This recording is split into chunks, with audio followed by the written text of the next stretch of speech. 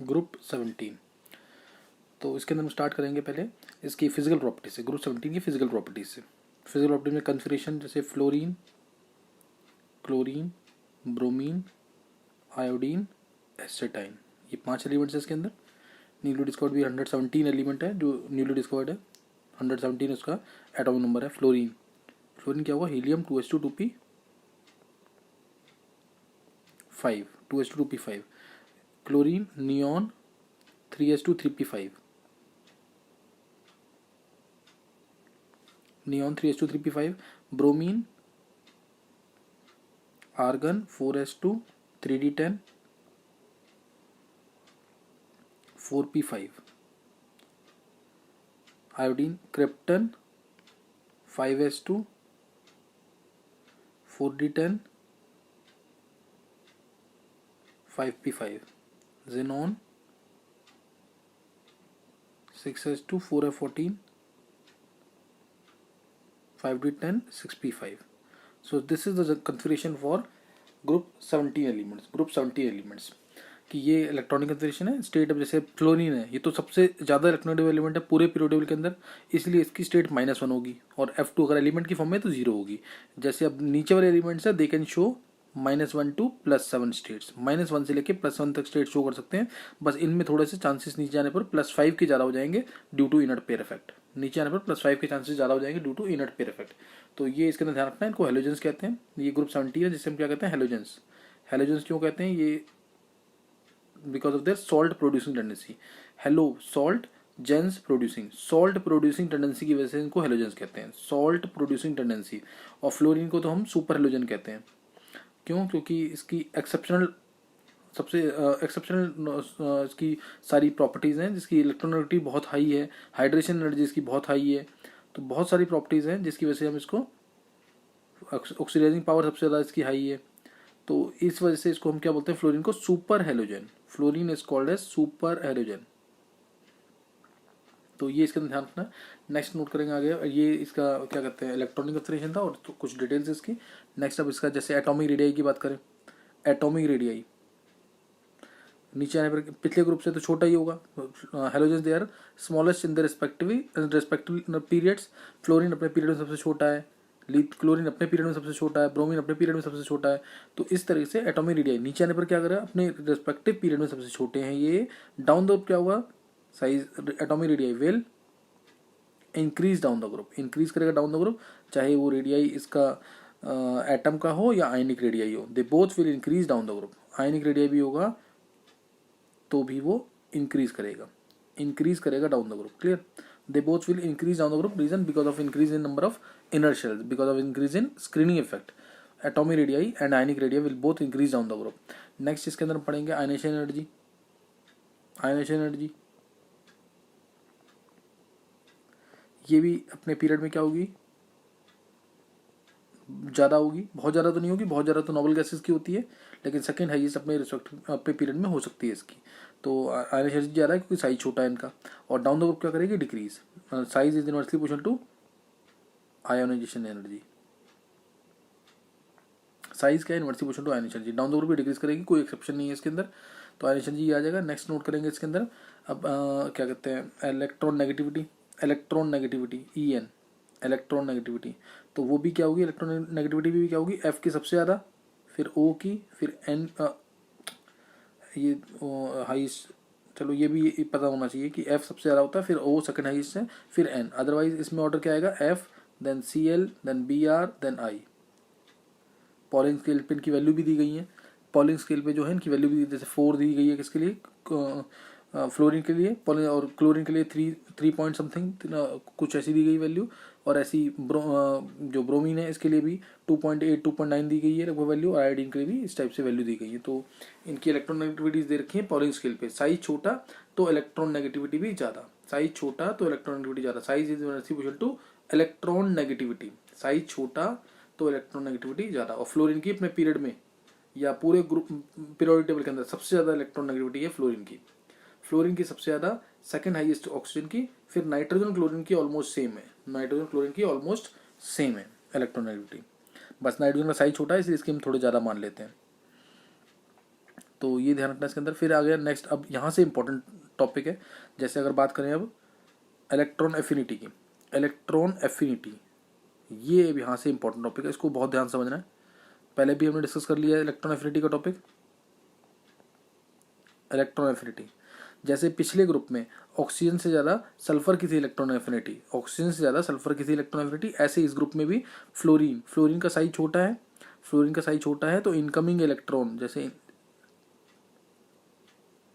Incoming electron 7 electron इसके पास already है, 2 3 4 5 6 और ये 7, 8वां इलेक्ट्रॉन आएगा तो जो अंदर के इलेक्ट्रॉन्स हैं, जो अंदर के इलेक्ट्रॉन्स हैं, ये इलेक्ट्रॉन्स यही क्या करेंगे, इसको, इस इलेक्ट्रॉन को रिपेल करेंगे, ये इसको रिपेल करेंगे, तो इससे ऐड तो होगा, सेकंड हाईएस्ट तो फ्लोरीन की ही है, सेकंड हाईएस्ट फ्लोरीन की है, लेकिन वो डिफिकल्टी से ऐड होगा, ये ध्यान रखना है। सेकंड हाईएस्ट किसकी है, फ्लोरीन की, तो वो डिफिकल्टी से ऐड होगा, ये ध्यान रखना है इसके अंदर। Clear,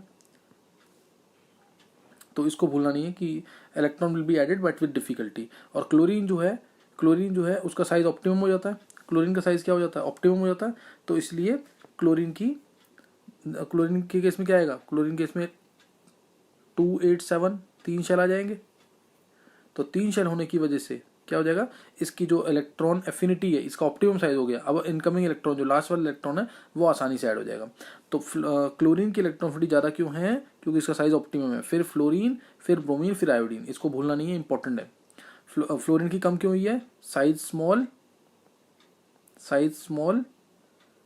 so inter electronic repulsions are there, so more, लेकिन सेकंड हाईएस्ट तब भी इसी की ध्यान रखना क्योंकि एक इलेक्ट्रॉन लेने के बाद ऑक्टेट कंप्लीट हो जाएगा। So more inter electronic repulsions are there, तो ये ध्यान रखना, सेकंड हाईएस्ट इसी की है फ्लोरीन की। बस ये क्लोरीन से कम क्यों हुई है उसका रीजन है ये, क्लोरीन से कम क्यों हो गई, क्योंकि क्लोरीन का साइज ऑप्टिमम है, उसमें इलेक्ट्रॉन आसानी से ऐड होगा, फ्लोरीन का साइज छोटा है, साइज छोटा ही होना चाहिए इलेक्ट्रॉन एफिनिटी के लिए, लेकिन फ्लोरीन का साइज इतना छोटा हो जाता है कि हम इलेक्ट्रॉन ऐड करते हैं, उस इलेक्ट्रॉन को, उस एक्स्ट्रा इलेक्ट्रॉन को इनकमिंग इलेक्ट्रॉन जो हैं वो रिपेल कर देते हैं, इसलिए ऑर्डर ये आएगा इलेक्ट्रॉन एफिनिटी का, इसको नहीं भूलना है, इंपॉर्टेंट चीज़ है काफ़ी, इलेक्ट्रॉन एफिनिटी। तो ये हो गया इलेक्ट्रॉन एफिनिटी। नेक्स्ट नोट करेंगे, इसी के अंदर मैं एक चीज़ बता देता हूँ पहले, बॉन्ड स्ट्रेंथ, क्योंकि बॉन्ड स्ट्रेंथ मेरे को इसी पार्ट को दोनों को यूज़ करना है आगे जाके ऑक्सीडाइजिंग पावर के लिए, तो इसलिए बॉन्ड स्ट्रेंथ देख लेंगे इधर, bond strength of halogens. Bond strength of halogens का ऑर्डर जो है होना चाहिए ये F2, फिर Cl2, फिर Br2, फिर I2, होना ये चाहिए बॉन्ड स्ट्रेंथ का ऑर्डर जो है ये होना चाहिए। तो लेकिन ये है नहीं, रीज़न क्या है इसका, रीज़न क्या है कि F का साइज छोटा, सेम वही रीज़न लेकिन थोड़ा चेंज करके, F अब इसमें F2 है, F के पास लोन पेयर, इधर लोन पेयर, 3 लोन पेयर होंगे, F के पास 7 इलेक्ट्रॉन थे, 1 इलेक्ट्रॉन तो F ने शेयर कर लिया बॉन्ड बनाने में, ये शेयर कर लिया इसको, 6 इलेक्ट्रॉन रह गए। अब लेकिन F का साइज छोटा है तो ये इंटर इलेक्ट्रॉनिक रिपल्शन, ये जो इलेक्ट्रॉन्स हैं, ये जो इलेक्ट्रॉन्स हैं बहुत क्लोज होंगे 2p2p के अंदर, ये काफ़ी क्लोज होंगे, तो इसलिए इनमें रिपल्शन बहुत ज़्यादा होंगी, और रिपल्शन ज़्यादा होंगी तो इसलिए क्या हो जाएगा, रिपल्शन ज़्यादा होंगी तो फिर इसलिए बॉन्ड क्या हो जाएगा, वीक हो जाएगा, रिपल्शन ज़्यादा तो बॉन्ड क्या हो जाएगा, वीक हो जाएगा, तो ये ध्यान रखना इसके अंदर, तो ये भूलना नहीं बिल्कुल भी। इसलिए आंसर ये नहीं है बॉन्ड स्ट्रेंथ का, आंसर थोड़ा चेंज हो जाएगा, ये आंसर आ जाएगा इसका, ध्यान देंगे अब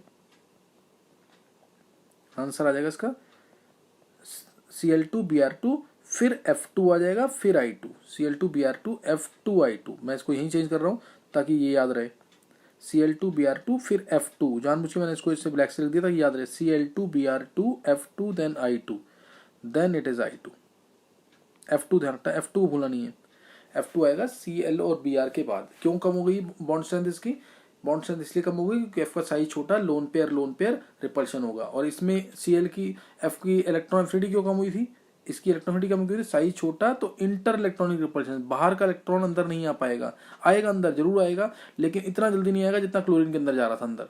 तो इधर देखना, इधर इलेक्ट्रॉन रिपल्शन हुई है, इधर इलेक्ट्रॉन रिपल्शन हुई है, और इधर लोन पेयर रिपल्शन हुई है, लोन पेयर जो है उनमें रिपल्शन हो रही है, तो इसलिए ये यहाँ पे आ जाएगा। तो बॉन्ड स्ट्रेंथ और इलेक्ट्रॉन एफिनिटी इसको भूलना नहीं है, आगे मैं इसी को डिस्कस करूंगा। नेक्स्ट नोट करेंगे आगे, नेक्स्ट बॉन्ड स्ट्रेंथ ये हो गया, लेकिन हम ध्यान रखना कि बॉन्ड लेंथ अगर कोई बोलेगा तो बॉन्ड लेंथ I2 की ज़्यादा है, बॉन्ड लेंथ में कोई वेरिएशन नहीं है, I2 की बॉन्ड लेंथ सबसे ज़्यादा, फिर Br2 की, Cl2 की थोड़ी कम, F2 की सबसे कम, बॉन्ड लेंथ में कोई चेंज नहीं है, बॉन्ड स्ट्रेंथ में ये, this is bond length, bond strength ये है, लेकिन क्योंकि 2p में लोन पेयर रिपल्शन हो जाएगी, लोन पेयर रिपल्शन हो जाएगी। तो ये इसके अंदर ध्यान रखना। ये हम पढ़ ही रहे थे पहले भी, जैसे ऑक्सीजन ओ सिंगल बॉन्ड है, एसएस सिंगल बॉन्ड है, तो एसएस सिंगल बॉन्ड की जो कैटिनेशन की प्रॉपर्टी ज़्यादा थी, ये तो कैटिनेशन शो करेंगे नहीं क्योंकि वैलेंसी की 1 होती है, तो इसलिए ध्यान रखना इसके अंदर। नेक्स्ट नोट करेंगे आगे, ये बॉन्ड स्ट्रेंथ हो गया। अब नोट कर लेंगे इसके अंदर मेल्टिंग पॉइंट, बॉइलिंग पॉइंट और physical state. Melting point, boiling point और physical state. Melting point, boiling point, physical state भी यहीं से पता लग जाएगी। जैसे गए F2 Cl2 Br2 और I2, F2 Cl2 Br2 I2। नीचे जा रहे हैं तो साइज क्या हो रहा है, साइज बढ़ रहा है। जैसे F2 है, साइज छोटा तो एक F2 का मॉलिक्यूल इधर, एक इधर, तो क्या होगा इसमें, जो फोर्सेज होंगे बहुत ही वीक वेंडल फोर्सेज होंगे और ये काफ़ी वीक होंगे, साइज पर डिपेंड करते हैं। साइज बढ़ेगा जैसे जैसे हेलोजन का, as size of halogen increases, size halogen का बढ़ेगा तो क्या होगा, surface area of the halogen will increase, surface area will increase. और सरफेस एरिया बढ़ने से क्या, कौन से फोर्सेज बढ़ते हैं, वैंडर वाल फोर्सेज बढ़ जाते हैं। तो वैंडर फोर्सेज बढ़ जाएंगे तो इसलिए क्या हो जाएगा, बॉइलिंग पॉइंट या मेल्टिंग पॉइंट, बॉइलिंग पॉइंट हो गया और मेल्टिंग पॉइंट हो गया, ये सब क्या कर जाएगा, इंक्रीज कर जाएगा। बॉइलिंग पॉइंट भी इंक्रीज करेगा, मेल्टिंग पॉइंट भी इंक्रीज करेगा। और इसी वजह से फिजिकल स्टेट भी चेंज हो जाती है कि F2 और Cl2 गैसेज है, क्यों, साइज छोटा, मॉलिक्यूल एक Cl2 का मॉलिक्यूल, अब F2 तो F2 ये रहा, फोर्सेज बहुत वीक, अब Cl2 आया थोड़े बड़े हो गए तो पास आ जाएंगे, Br2 आया तो और बड़े हो जाएंगे और पास आ जाएंगे, I2 आया तो और पास आ जाएंगे, कुछ यहाँ पे I2 ऐसे मॉलिक्यूल होंगे तो ये सॉलिड फॉर्म में आ जाएगा। ये किस फॉर्म में आएगा, सॉलिड।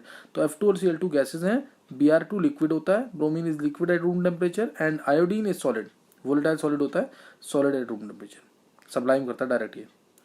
तो ये भी, इसका भी रीज़न यही है कि जैसे नीचे जाएंगे सरफेस एरिया बढ़ेगा, सरफेस एरिया बढ़ेगा तो वैंडल फोर्सेज बढ़ेंगे, और वैंडल फोर्सेज बढ़ेंगे तो फिजिकल स्टेट में भी चेंज आ जाएगा इस तरीके से। तो ये ध्यान रखना है, F2Cl2 आर गैसेज, लिक्विड है ब्रोमीन और सॉलिड है हमारा आयोडीन। तो ये बॉइलिंग पॉइंट, मेल्टिंग पॉइंट और फिजिकल स्टेट भी इसके थ्रू हम डिस्कस कर सकते हैं। फिर नेक्स्ट पॉइंट था डेंसिटी। डेंसिटी मैंने बता रखा है, डेंसिटी होता है मास बाय वॉल्यूम। मास भी ग्रुप में नीचे आने पर बढ़ता है, वॉल्यूम में बढ़ता है, but mass increases more than density, तो डेंसिटी भी इंक्रीज करेगी, density will increase down the group, increase density also increases down the group, तो डेंसिटी इंक्रीज करेगी। यहाँ पे बॉन्ड लेंथ बता दिया है, डिटेल हो चुकी है यहाँ पे। नेक्स्ट फिजिकल स्टेट हम स्टडी करेंगे यहाँ पे इसके अंदर, नेक्स्ट फिजिकल स्टेट स्टडी करेंगे आगे। इसके अलावा आ जाएंगे अब, जैसे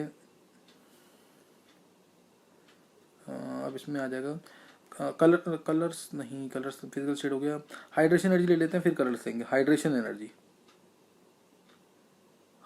एनर्जी, तब इसके बाद मैं ऑक्सीडाइजिंग पावर डिस्कस करता हूँ, जिसके लिए मैंने 3 चीज़ें बताई हैं। Hydration energy, size F minus, Cl minus, Br minus और I माइनस, ये है Cl minus, Br minus, I minus. तो अब साइज हाइड्रेशन एनर्जी क्या होता है, साइज छोटा तो हाइड्रेशन एनर्जी ज़्यादा, size is inversely proportional to hydration energy, size is inversely proportional to hydration energy. F minus की हाइड्रेशन एनर्जी क्या होगी,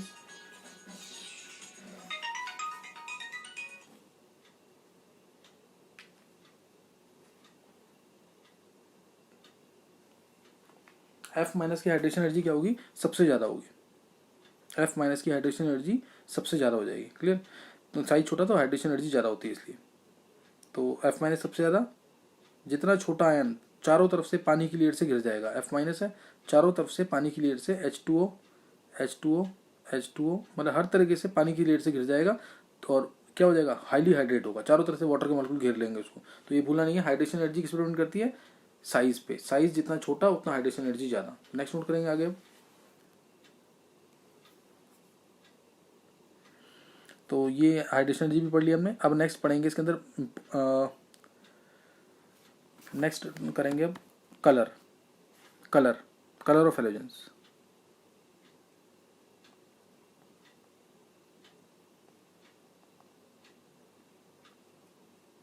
कलर ऑफ हेलोजेंस में क्या आ जाएगा, कलर ऑफ हेलोजेंस, जैसे F2 की बात करें तो ये होता है pale yellow,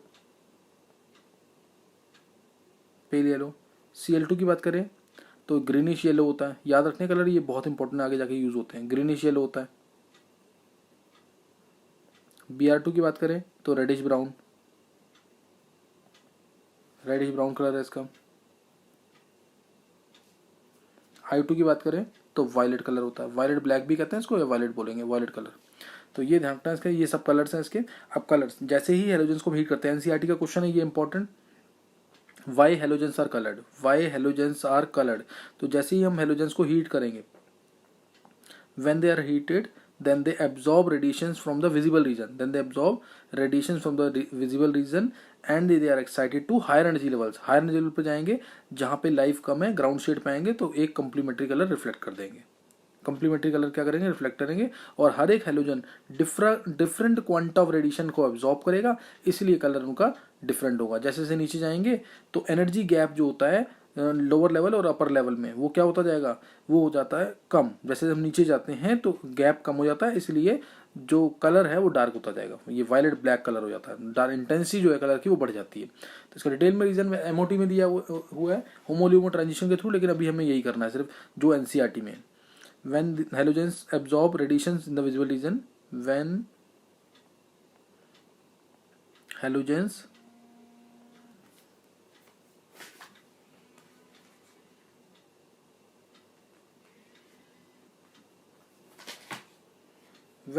absorb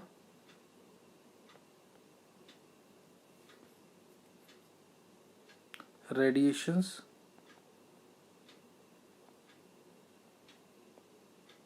in the visible region,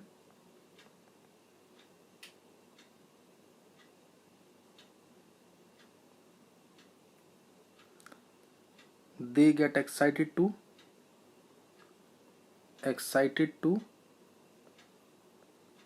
higher levels,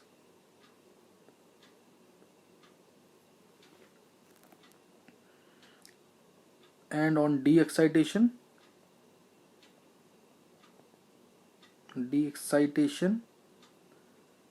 they impart complementary color, and on de-excitation they impart complementary color। और कलर की इंटेंसिटी डिपेंड करती है, जैसे फ्लोरीन है तो उसको इस लेवल से इस लेवल तक जाना है फ्लोरीन को, तब क्लोरीन आया तो उसका लेवल थोड़ा सा कम हो जाएगा, क्लोरीन में इस तरीके से हो जाएगा लेवल।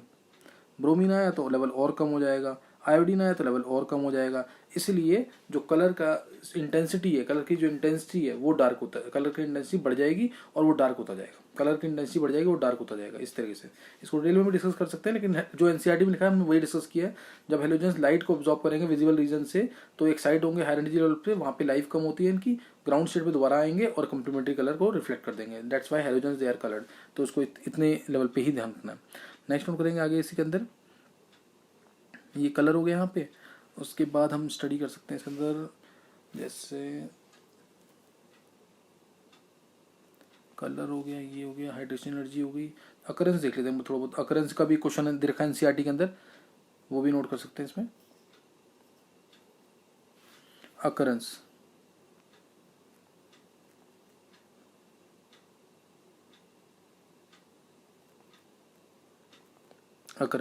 जैसे फ्लोरीन की बात करें, फ्लोरीन और क्लोरीन तो एबंडेंट अमाउंट में होते हैं और ब्रोमीन और आयोडीन कम अमाउंट में होते हैं। क्लोरीन ज़्यादा अमाउंट में होते हैं और ब्रोमीन और आयोडीन कम अमाउंट में होते हैं। ये मिलते कैसे कहाँ पे हैं, जैसे फ्लोरीन की बात करें तो फ्लोरस्पार के अंदर मिल जाता है, ये FL फ्लोरस्पार, क्लियर, फ्लोरस्पार इसमें मिल जाता है। इसके अलावा क्रायोलाइट सुना हुआ है, उसके अंदर क्रायोलाइट और जो है इसमें मिल जाता है, क्रायोलाइट नाम याद रखना, फॉर्मूला भी पूछते हैं इसका कई बार, एक्सट्रैक्शन चैप्टर में पूरा प्रॉपर दे रखा है इसका। क्रायोलाइट में मिल जाता है फ्लोरीन, और इसके अलावा फ्लोरापेटाइट मैंने काफ़ी बार डिस्कस किया हुआ, fluorapatite CA3PO4 whole twice .CaF2 fluorapatite, ये एपेटाइट फैमिली होता है, ऐसे ही क्लोरापेटाइट भी होता है, उसमें क्लोरीन मिल जाएगा, फ्लोरापेटाइट, सही ना। तो इसमें क्या मिल रहा है, फ्लोरीन, ऐसे ही क्लोरीन भी मिल सकता है इसके अंदर। इसके अलावा अब क्वेश्चन जो है एनसीईआरटी का, C is the greatest source of halogens, C is the greatest source of halogens, ये डिस्कस करना है। इसके अलावा फ्लोरीन जो है हमारा, ये थोड़ा बहुत रिवर में मिल जाएगा, वाटर प्लांट्स में मिल जाएगा, बोन्स में, टीथ में, इनमें भी प्रेजेंट होता है फ्लोरीन, सही ना। अब एक क्वेश्चन क्या है, C is the greatest source of halogens, ये क्वेश्चन आता है ये एनसीईआरटी का क्वेश्चन है। Sea is the source of halogens, और सबको पता भी है सी वाटर में क्या प्रेजेंट होते हैं, हेलोजेंस सॉल्ट प्रेजेंट होती है, NaCl, MgCl2, Na2SO4, MgSO4, इस टाइप से बहुत सारी सॉल्ट प्रेजेंट होती है सी के अंदर। तो वही चीज बतानी है, sea is the greatest source of halogens, ये एनसीईआरटी का क्वेश्चन है। तो sea water contains chlorides, bromides, iodides. Sea it contains chlorides, bromide, iodide, ये सब मिल जाता है सी के अंदर। Iodide, chloride, bromide, iodide and of किसके हैं, सोडियम के, पोटेशियम के, मैग्नीशियम के, कैल्शियम के। सो यहाँ से मिल जाएगा, सही ना, यहाँ से मिल जाएगा। और कुछ ड्राइड अप सीज जो होते हैं उसके अंदर सोडियम क्लोराइड या कार्बोनाइट होता है। ड्राइड अप सीज जो होता है इसके अंदर क्या होगा, इट कंटेन्स जैसे इसके अंदर मेनली होता है हमारा sodium chloride, contains sodium chloride, mainly नमक होता है जो कॉमन सॉल्ट जो हम यूज़ करते हैं। इसके अलावा कार्बोनाइट, ये फॉर्मूला बहुत इंपॉर्टेंट है, डबल सॉल्ट भी कहते हैं इसको, KCl.MgCl2.6H2O, this is called as carbonite. तो ये सब डिस्कस करना है, सी के अंदर प्रेजेंट होता है, सी के अंदर प्रेजेंट होता है सारा ये, all this is present in C.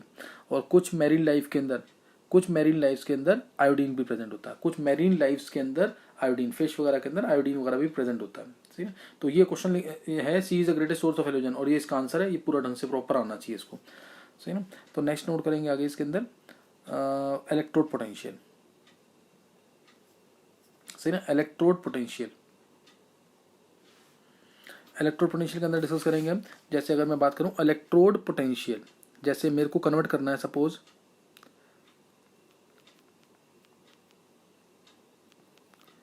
Electrode potential, suppose मेरे को F2 से बनाना है या हाफ F2 से बनाना है, F माइनस बनाना है। तो इलेक्ट्रॉन को एक्सेप्ट कराना है तो पहले इस बॉन्ड को तोड़ना पड़ेगा, उसके लिए हाफ बॉन्ड डिफ्यूजन एनर्जी लगेगी। तो हाफ बॉन्ड डिफ्यूजन एनर्जी लगेगी तो F टूट जाएगा, F गैशियस फॉर्म में आ जाएगा। उसके बाद इसमें इलेक्ट्रॉन डालेंगे तो इलेक्ट्रॉन एफिनिटी से F माइनस बन जाएगा। क्या बन जाएगा इससे, F माइनस। उसके बाद मैं इसमें एक्वस सोल्यूशन डालूंगा तो F माइनस एक्वस फॉर्म में आएगा। F माइनस में इसको मैं डाला एक्वस सोल्यूशन, पानी के अंदर डालेंगे इसको तो ये F माइनस आ जाएगा एक्वस फॉर्म के अंदर। तो ये तीनों इलेक्ट्रोड पोटेंशियल जो है ये तीनों एनर्जी से डिपेंड करेगा, इलेक्ट्रो पोटेंशियल, ठीक है ना। Electro potential will depend upon these energies. तो हम क्या चाहेंगे इसके अंदर, इलेक्ट्रोड पोटेंशियल को, मतलब इसको फ्लोरीन को इलेक्ट्रॉन अगर जल्दी गेन करवाना है तो हम क्या चाहेंगे कि इसकी बॉन्ड तोड़ने वाली जो FF बॉन्ड की एनर्जी है वो कम हो, शुड बी लेस, होती भी लेस है। लोन पेयर रिपल्शन बताई थी मैंने पीछे भी, वो इंपॉर्टेंट है यहाँ पे। इसके अलावा इलेक्ट्रॉन एफिनिटी क्या हो उसकी, ज़्यादा हो, बहुत ज़्यादा तो नहीं होती लेकिन सेकंड हाईएस्ट है पूरे टेबल के अंदर, क्योंकि F का साइज छोटा, इलेक्ट्रॉन रिपल्शन ये भी बताया था मैंने। और F माइनस हाइड्रेशन एनर्जी इसकी क्या हो, ज़्यादा, वो है ज़्यादा। क्यों है ज़्यादा हाइड्रेशन एनर्जी, एक्वस सोल्यूशन में डाला इसको मैंने, किस में डाला, एक्वस सोल्यूशन में डालेंगे तो क्या होगा, साइज छोटा, पानी में बहुत ज़्यादा घुलेगा, डिजोल्व होगा, लेयर बनती जाएंगी वाटर की, और बहुत ज़्यादा हाइड्रेट होगा। और कौन सी एनर्जी रिलीज करेगा, हाइड्रेशन एनर्जी रिलीज करेगा। क्या रिलीज करेगा, हाइड्रेशन एनर्जी रिलीज करेगा। तो ये दो फैक्टर फेवर करते हैं इसके अंदर, एक तो बॉन्ड एनर्जी इसकी कम है और दूसरा हाइड्रेशन एनर्जी इसकी क्या है, बहुत ज़्यादा है। हाइड्रेशन एनर्जी बहुत ज़्यादा है, ये मेजर फैक्टर होता है। तो इसी को अगर मैं डिस्कस करूँ, ऑर्डर ऑफ जो हमारा है हेलोजेंस का ऑक्सीडाइजिंग पावर का ऑर्डर क्या है, ऑक्सीडाइजिंग पावर, तो वो ये आंसर है F2Cl2 Br2 I2, Br2 फिर I2, F2Cl2 Br2 I2, order of, this is the oxidising power of halogens, ये ऑक्सीडाइजिंग पावर है। और इसको मैं एक बार और बताऊंगा क्योंकि ये बहुत इंपॉर्टेंट चीज़ है यहाँ पे, oxidising power of halogens. NCERT का क्वेश्चन है, taking all the parameters how will you prove that fluorine is better oxidising as compare to chlorine. Fluorine जो है बेटर ऑक्सीडाइजिंग है एज कम्पेयर टू क्लोरीन, ये कैसे प्रूव होगा, कि fluorine जो है it is better oxidising than chlorine. तो discussing all the parameter we have to discuss this. तो एक बार मैं दोबारा बता रहा हूँ इस चीज़ को, इलेक्ट्रो पोटेंशियल को। जैसे फ्लोरीन की बात करूँ तो फ्लोरीन से अगर मेरे को F माइनस बनाना है तो क्या करेंगे, अभी मैंने सारा बता दिया है। F2 का पहले बॉन्ड तोड़ेंगे, 2F में जाएगा, और फिर F में इलेक्ट्रॉन डालेंगे, F माइनस बनेगा, इलेक्ट्रॉन एफिनिटी इन्वॉल्व होगी। F माइनस को पानी में डालेंगे एक्वस सोल्यूशन में, तो F माइनस एक्वस सोल्यूशन में जाएगा और कौन सी एनर्जी रिलीज करेगा, हाइड्रेशन एनर्जी। सेम चीज़ हम करेंगे Cl2 के साथ, Cl2 का बॉन्ड तोड़ेंगे तभी तो Cl में इलेक्ट्रॉन डलेगा, पीछे मैंने बता दिया सारा ये, फिर बना Cl-, अब Cl- को डाला एक्वस में, एक्वस सोल्यूशन में, तो Cl- आएगा एक्वस फॉर्म में, और हाइड्रेशन एनर्जी क्या करेगा, रिलीज करेगा, हाइड्रेशन एनर्जी रिलीज करेगा।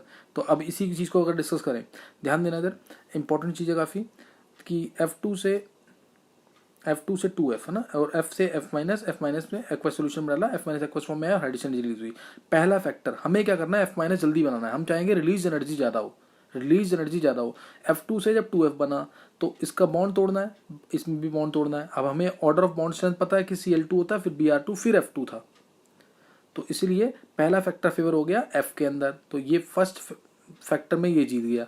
दोनों में हमने चेक किया तो ये जीत गया, ये आगे है, क्यों, क्योंकि F2 की बॉन्ड एनर्जी कम है, तो हमें कम एनर्जी देनी पड़ेगी F2 को तोड़ने के लिए, F2 से F बनाने के लिए, और Cl2 से Cl बनाने के लिए हमें ज़्यादा एनर्जी देनी पड़ेगी। तो फर्स्ट फैक्टर इसमें आगे आ गया।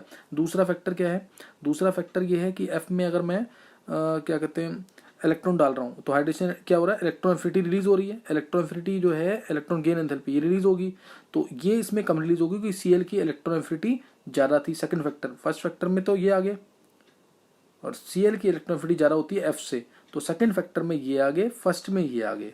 अब थर्ड फैक्टर डिसाइड करेगा एक तरह से कि किसकी ऑक्सीडाइजिंग पावर ज़्यादा होगी, तो वो हम चेक कर सकते हैं। F- है, इसमें हाइड्रेशन एनर्जी रिलीज हुई, ये तो बहुत ज़्यादा वैल्यू होगी, और ये थोड़ी सी कम वैल्यू, ये वाली वैल्यू थोड़ी कम होगी, इसीलिए हाइड्रेशन एनर्जी बहुत ज़्यादा है, जिसकी वजह से F2 जो है it become more better oxidising agent as compare to chlorine. तो ये याद रखना, ये बहुत इंपॉर्टेंट क्वेश्चन है, 2 मार्क्स में आता है। सारे फैक्टर डिस्कस करते हुए हमें प्रूव करना है कि F2 is better oxidising agent than chlorine.